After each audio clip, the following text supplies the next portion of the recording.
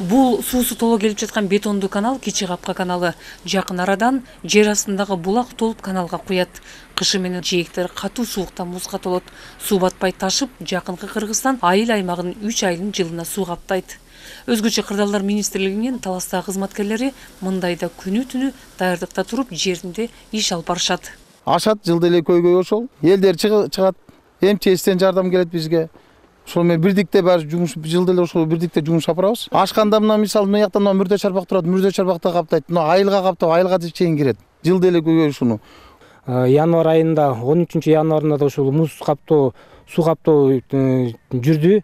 Ошо баягы жаныбызда турган көрстөнгө суу каптаганына байланыштуу өзгөчө кырдаалдардын жанагы айыл өкмөттүн жана тиешелүү кызматтары баары биргеликте ушу музду жарып суу каптоонун алдын алдык да. Жаз келсе Кичи Капка каналынын жанынан дагы параллельно эле дренаж казып, кышкысын ошол жака салганга иш аракет жүргүзөбүз. Планда буйруса бар.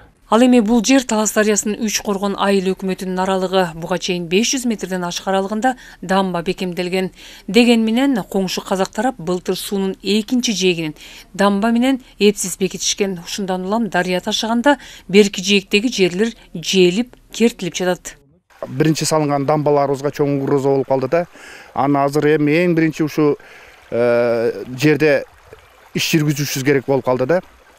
Азыр мына МЧС тарабынан тийиштүү кишилер келип баардыгын былтыртан баштап аныктап иш кагаздарын дайындашып, мына Кудай буйруса мына 1 айдан кийин жумушту Таластын АВР аркылуу кылабыз деп турушат. Өзгөчө Кырдаалдар кызматынын бул унаасы ушул сааттарда даяр болуп турат. Чакырган жерге токтоосуз жетиши абзел. Бул унаа былтыр мамлекет тарабынан берилген. Суу көтөрүмдүүлүгү, суу сыйымдуулугу буда 6 тонна да. Эски машиналарыбыз болсо 3 тонна 200 эле суу батчу да. Аябай кооптуу аймактарга жана жол татаал жерлерге чейин деле бара берет бул машина. Бул ошондудан эле бизге аябай чоң неме да. Жеңилдик да. Белгилей кетсек, Талас облусуна 8 техника берилген. Ошонун бири Манас районундагы бөлүмүнө тийди.